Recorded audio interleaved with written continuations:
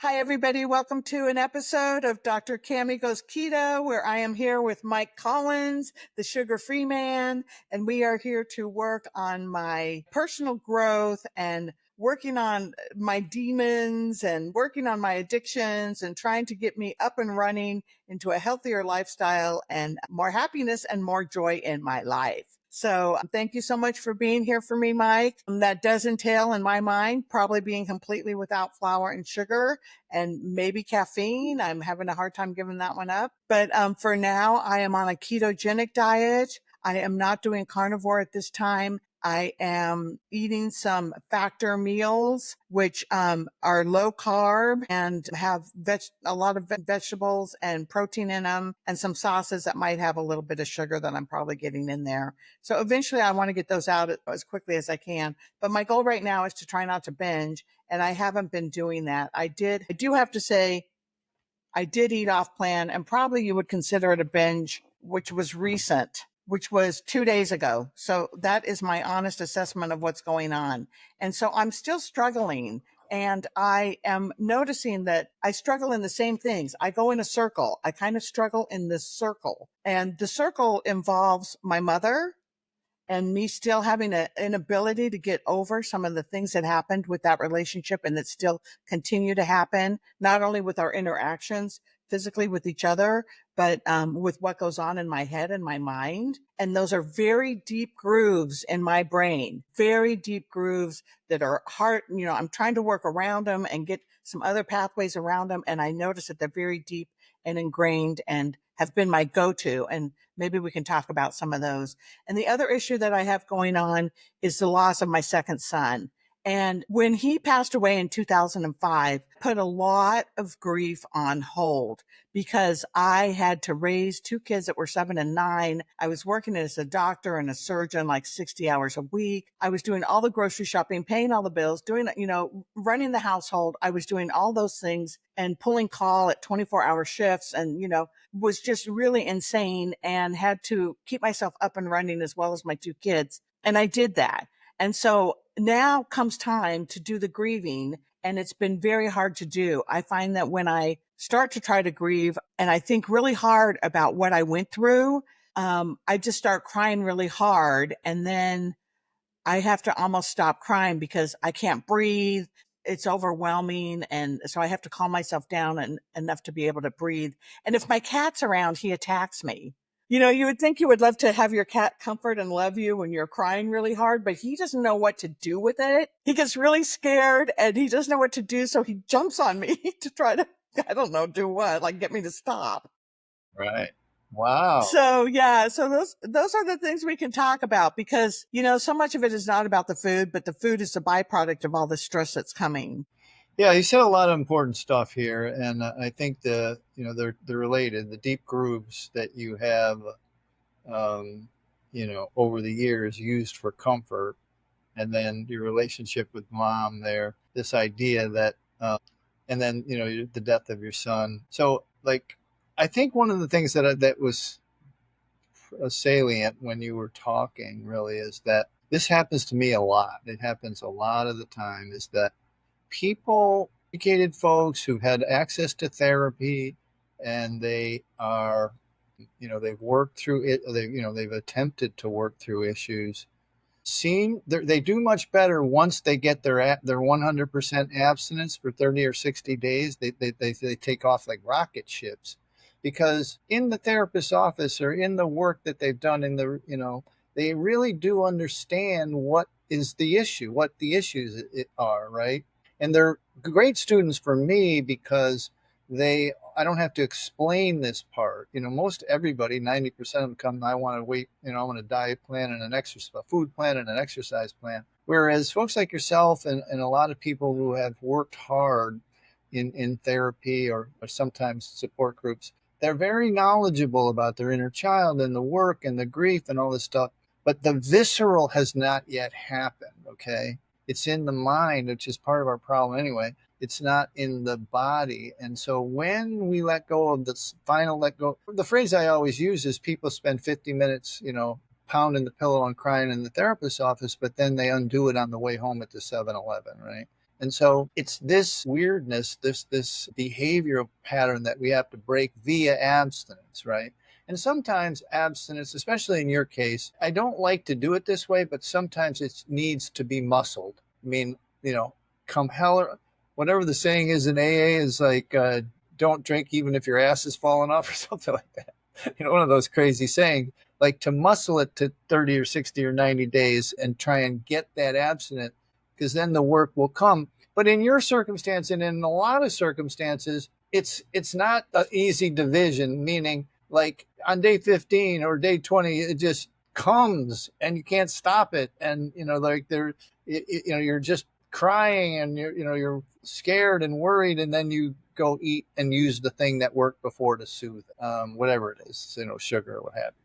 And so it's kind of the separation of these two things that has been successful, but the abstinence has to come first, right? And that's but during that time, you have to lay in the other self-soothing methods. You have to lay in the walking, yoga, running, massage, manicures, pedicures, a hug, whatever. You have to call a friend. You have to lay in these other soothing methods while you're quote unquote detoxing, while you're physically changing and healing. That's my favorite word when it comes to all this, because you are truly healing from the inside. And then releasing the emotions, the trapped in the tissue emotions, right?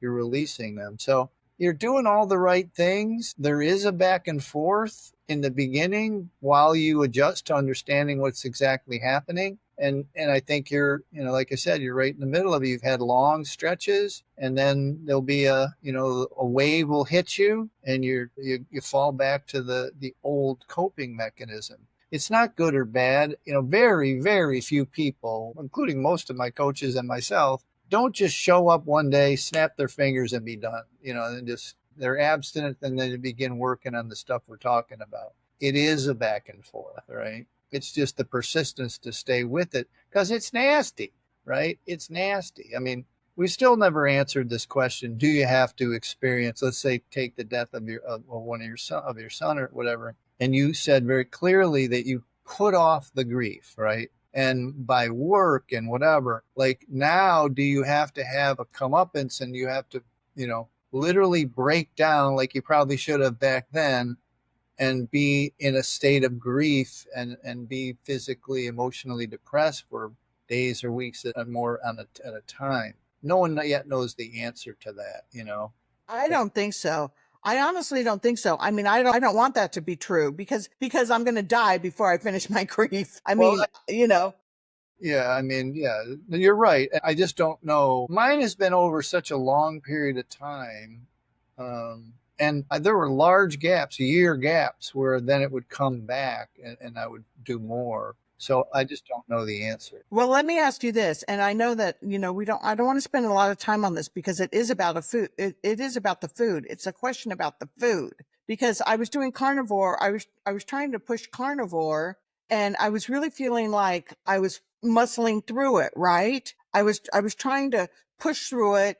And, Karen was like, hey, just keep doing it. Just stay on it. Just stay on it. Stay on it. And when you binge, get back on it as fast as you can. Get back on it. And that didn't feel like it was a way that allowed me to go and look at my grief and to go and look at my things because I was too busy being preoccupied with trying to stay on this carnivore diet. And I have to tell you that now that I'm off it and I'm back to keto, this is not a comfortable place for me to be either because the inflammation is so intense. I feel more inflamed and I'm on my Beamer, my bioelectromagnetic frequency mat. I'm Yeah. on that twice a day too. And I know that's helping me, but I feel the inflammation in my body and the I feel sluggish and I think and these factor meals that I'm eating, there are too many carbs in them. I'm eating like probably 70 carbs a day, 70 grams of carbs a day. And I probably, and that's definitely more than 20. And so I don't know, but and so I'm just not too sure about the food. But the other thing that we were talking about so I don't know if I should just go back to carnivore and try to just muscle through it. Or I think, maybe what I need to do is just be preparing my own food instead of my factor meals so that I know what's in them because I get concerned about the seed oils and all those things that are in it too. and just try to stay closer to 20 grams of carbs. Yeah, no, I would simplify, food prep for 2 and 3 and 4 days at a time. And I would definitely do that above the packaged meals, because there's just no way to tell, and the carbs and, like you say, the seed oils are going to make it just clog the system up more. I mean, you've got to get closer to, natural, holistic stuff as close as you can. Okay. Yeah, that's a def. Whole organic foods. Yeah. I mean, I think the difference between keto and carnivore is, and I think it's a decent analogy, is that there's a little bit of Suboxone going on here. You've got a little bit of fructose in the veggies. And I mean, with those meals, there's way too much, I think, way too much to even, begin the healing process. I think you're just circling. And that's why the inflammation is staying. But when you're eating some veggies you steam yourself, green veggies that you steam yourself, you'll get a little bit of relief, a handful of berries occasionally. You'll get a little bit of relief, and you'll be able to function better and walk through it. But that'll still bring whatever is trapped emotions wise. It won't hold it down. Right now, you might have stepped down or up, whichever way you want to look at it, but you're staying even again. No, you're not moving forward as far as feeling these older emotions and even today's everyday stresses and strains. I was going to say, I think part of that is because I'm not abstinent for 30, 60, 90 days. Right. I mean, maybe I need to go somewhere on a farm in the middle of nowhere where all they have is whole organic foods, and I just stay there for 3 months. I went inpatient for binge eating disorder, and they fed me sugar every day. I'm trying to get this woman in Texas. Her name's Tenny McCarthy, if you know that name. I forget the name of the place, and she's got to be approaching 75 years old, maybe older. But I think her daughter runs it now. It's really one of the only, and Marty's place in Florida, Milestones, they understand the no sugar thing. But there are a couple places out there. But that's not life. After that, you come back and you're Yeah. in life, right? Yeah. So I think it's important to learn how to, how to be abstinent in the world that we're in and taking a stand for that. And that brings me to my next topic, which is divine mind and higher power and something more powerful than I am.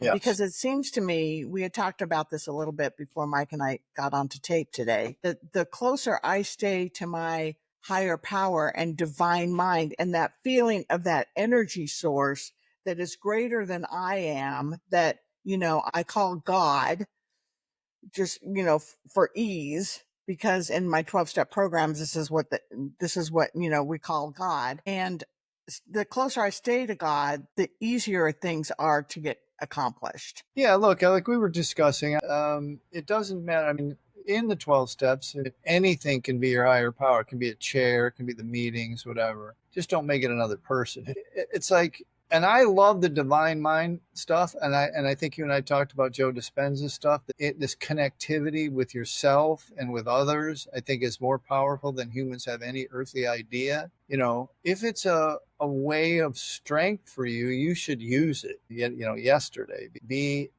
let that work for you. Let that be, a source of strength for you. Do the visualizations, the kind of the Joe Dispenza visualizations where you're connecting with the humanity that is not using sugar, as rare as those people are, where you're connecting visually through meditation and deep breathing exercises.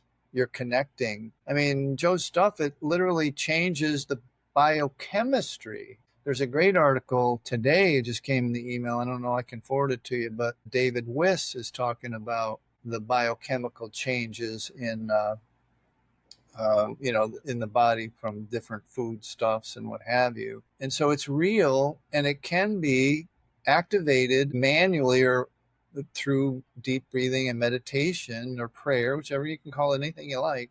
And it definitely works. I mean, it's definitely a game changer biochemically in your body. This is what we're trying to do. Is we're trying to heal and change our biochemistry, so it's not reliant on sugar and flour and all this other stuff to manage that, right? And so, yeah, I mean, any tools like that you find comfort in, definitely use for sure. And the other thing I did want to mention before we were taping, we talked about A Course in Miracles, and this is a almost like a Bible kind of book. It was started by a group of people who are Christian based, I believe. But Marianne Williamson wrote a really great book called Reflections on Love, A Course in Miracles. And it's a book that kind of summarizes the Course in Miracles. And that was a fabulous book. I spent some time in that. And that is, it's just a way to connect you to like this energy that's out there, that higher being, and how you can think about that and live your life at a higher frequency. And I think be in a better place to tackle addiction. Right. Well, when I came, I got sober 40 years ago, and I did get sober in the 12 steps, and I had a difficult time with the higher power concept. I was a card carrying atheist, and I read a couple different books. Sermon on the Mount was a really, really good, helped me a lot. And then there's a strange little book that's, I think, very difficult to find these days called The Lazy Man's Guide to Enlightenment. And the lazy man, Thaddeus Goldus, I think the guy's name is. The Lazy Man's the Lazy Man's Guide to Enlightenment is the same thing we're talking about. It's the energy, the shift in energy through meditation and prayer. Again, you can call, when I say meditation, you can say prayer or think prayer, whatever. And one thing I do like about the 12 step is that this ability to call whatever your spiritual life is, whatever you want, and name it whatever you want. Like it can be anything. It can be this scientific concept of biochemistry or whatever. It can be, a big guy with a beard in the sky. It can be anything, but it's always practice to meditation. It can be anything, but it is a connectivity more, I think, to yourself than it is to the outside world, that you're becoming more aware of your own thoughts and feelings. So yeah, I mean, it's one of the therapists, my first therapist, the guy that I credit a lot of my stuff to, said a lot of people are drawn back to the belief system in their early life, whatever the religious, if they're Catholic or Jewish or whatever, they're drawn back to that, which is always very helpful, which I think is, a positive statement and a good idea. But again, I think it's more, no matter how you look at it, I think it will bring you closer to your own feeling, your own, what you deeply believe for yourself. Mm-hmm. And I know that deep down, your body, whatever you want to call it, your intuition, your holistic being wants you to be healthy and thin and live a long time, or be just, let's just say healthy. Okay. Yeah. Both mentally and physically. Yeah. And what did you call that? Like that part of me, like inside me, a part of me, that part, Yes. It's, like my again, spirit. many different names, but yeah, Mm-hmm. it's then it's been called the ego and the id and the spirit, the Holy Ghost. It's been called a lot of different things, but it is that connection you have with yourself.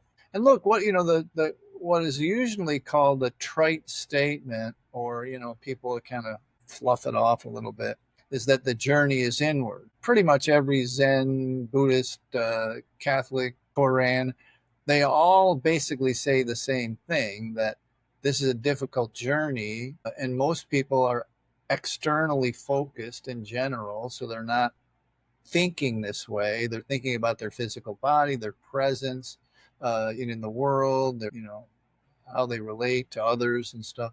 And they're not doing that journey through meditation, prayer, or even connectivity with other people. They don't think of it this way. Mm-hmm. Yoga, breathing, all these kind of modalities help you move closer to understanding that journey inward. Yeah. You know, Yeah. you know And your that's where I'm lacking. This is where I need help. I think that would really help me because I spend like when I try to meditate, I spend my mind goes and goes and goes. And yet the other day I was doing a meditation and I thought I had set up a 15-minute meditation, but it was actually 21 before I even looked to see how long it had been. So I can do it but practice makes perfect. And the other thing that I think goes along with that, so I need more meditation for sure. And the other thing I think that goes along with that is more self-love, more self-acceptance. more like I'm okay the way I am. And like, yeah, I'm big and I need to lose weight and this is not good for my health, but that's okay. Accepting myself as I am, I think is something that I am trying to work on and need to get, because I can't really love others until I really love and appreciate myself in the way that I want to love others and give back and be of service. Well, I mean, at its core, you just defined our work.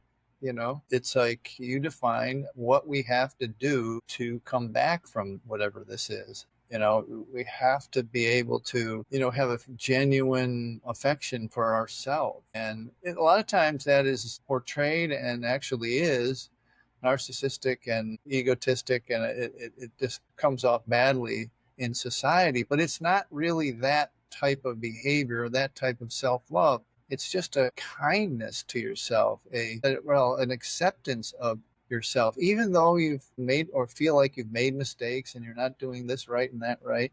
You're still accepting yourself. You're still accepting who you are, what you are, where you are. And most people don't have any education in how to do that. They're guided again externally by what people say about them, think about it, what society thinks about being overweight, and it's just, and then they're internalizing those judgments as opposed to coming from a place of, okay, this happened, here's where I am, and trying to keep getting better about it. Yeah, I mean, again, that's just you're describing the work that we have to do through all the modalities we're discussing, whether it's the abstinence or the spirituality. All of them are leading to that.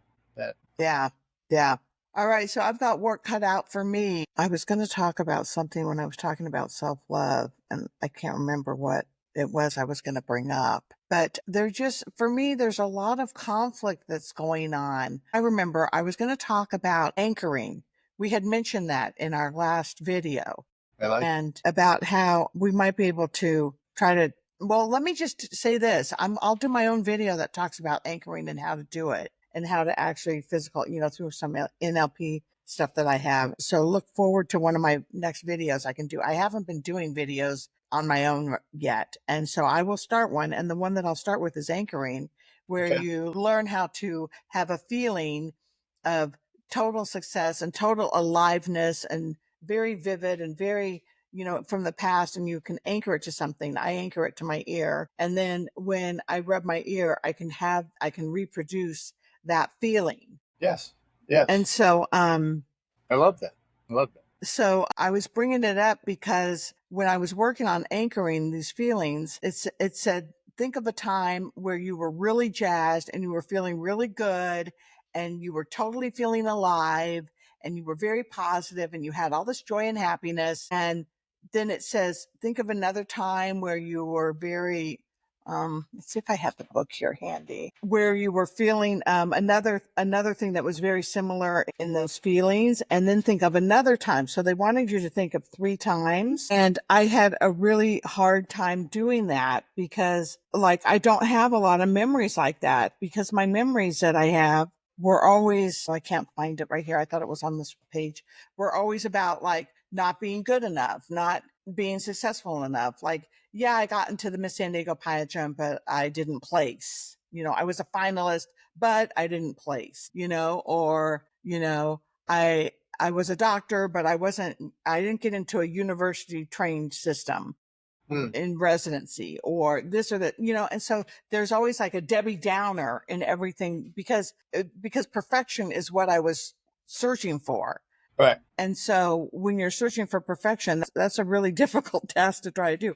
I figured that out maybe when I was in my 40s, that's pretty difficult. So, I'm sure I'm not alone when I'm sitting in this area, right? And we're trying to think about these really positive, wonderful things. I mean, I did have some really positive, wonderful ones that were some memories that I can tag to my ear, but there's so many that were negative and that were just I'm not good enough and I'll never measure up. And, I'm not successful enough, or those kinds of things. Again, it's funny. This is a really true extension of what we were just talking about, because you have this anchoring to the ear, right? And one of the guys that I knew, he closed his fists really hard if he did great thing, right? And this is basically, like we've talked before about the basis of Tony Robbins' work, recreating the state of success, recreating the state of feeling good. But I think there is a little bit of external focus there. And kind of what we were talking about is an extension of my construct of internal cutting, where we're ingesting sugar and other kinds of craziness, seed oils and what have you, and we're causing inflammation over and over again, or just even eating a spicy meal and re-ingesting the Tums, 2, 3, 4, 5 times a week to kill it. Like, we're creating the internal inflammation, not consciously, but because of the society. And that what we're doing here via abstinence is anchoring the internal feelings. You get a nice clean slate, one that doesn't include one that's been biochemically altered by inflammatory products, substances, okay? And you get a healing. You're in the process of healing. You're starting to heal. And then you lay in top of it these positive experiences via meditation or exercise or hugs or whatever it is, these positive self-soothing methods, so that you're literally transferring this process that was originally, talk about a Debbie Downer. It was screwing up all of your reward chemicals and kept being re-ingested upon, creating further inflammation, to over here where you've got that clean slate with the abstinence, and you have an opportunity to re-anchor the positive and to start the spiral, instead of downward, to start the spiral upward, where every day you're healing more physically, emotionally. Now, in the middle of it, maybe the work we've talked about, you may have to experience some of the older grief coming up, but you're going to have to learn to walk or run or go to yoga or get a massage or whatever. You're going to have to learn that, but you're adding that to a cleaned inside, not continuously adulterated by inflammatory substances. And then the spiral begins upward. Yes, there are bumps along the spiral upward that are the recovery from the trauma that's coming up and the everyday stuff. You're going to have to relearn it because you used to handle those harder emotions with a substance. So it's been since we talked about this, I have really not stopped thinking about it. Genuinely. It's really something that I think is very real as an internal processes that can be combined. It's always, breakthroughs are advances or in combining two disparate things that people wouldn't think they go together, right? And so I do believe that this is a process that can be, turned into a healing modality. But if you, kind of followed the description, play it back what I just said, you'll understand that the basis of it all is the abstinence. Regardless of what comes post abstinence, you are healing physically. And then you have the opportunity to heal emotionally and mentally with positive things, right? I came up with this weird thing, and I haven't gone public with it. I'm trying to figure it out, but it talks a little bit about the Bible stuff is like, and this Garden of Eden construct that, early man who could have, been part of that oral story or the written story of the Bible and stuff, is that was fruit and gardens with fruit in it the first addiction? Was it the first thing that we started to use unconsciously to make us feel a little better, to stop the chaos in that world, which was probably as bad as the chaos of this world, when you factor it? It's like, and then, it evolved into stomping on grapes to continue that feeling, to bottle the feeling, not to bottle the grapes, but to bottle the feeling. You know what I mean? So, it keeps getting more and more, and I'm not anywhere near like thought it all the way through, but I really think that the idea that you can heal in a positive way internally and anchor that feeling all starts post abstinence of substances. All right. So there you go. Crazy Mike talking. And remember, this is from experience of thousands of detoxes. So, and people going through this process that Cammy's going through now. So abstinence is key. Yes, it's the beginning. It's the beginning. All right, everybody. Well, I'm going to put I'll put some links. I know how to do links now. That was a whole interesting thing how that all happened with my son teaching me how to do links. So I'll put some links in about I'll try to find the Lazy Man's Guide to Enlightenment. Yes, do it. And it's very short, 50 or 70 pages, not very long. A Course in Miracles, I'll try to get that in there. David Wiss's article, I think would be interesting for me to try to see if I could figure out where that is. Do you have that? Yeah, I'll forward it to you. Okay, that would be great. Okay, very good. Anything else going on? I enjoyed it. Yeah, thank you, everybody. Always a pleasure. Take care. We'll see you next time. Thank you, Mike.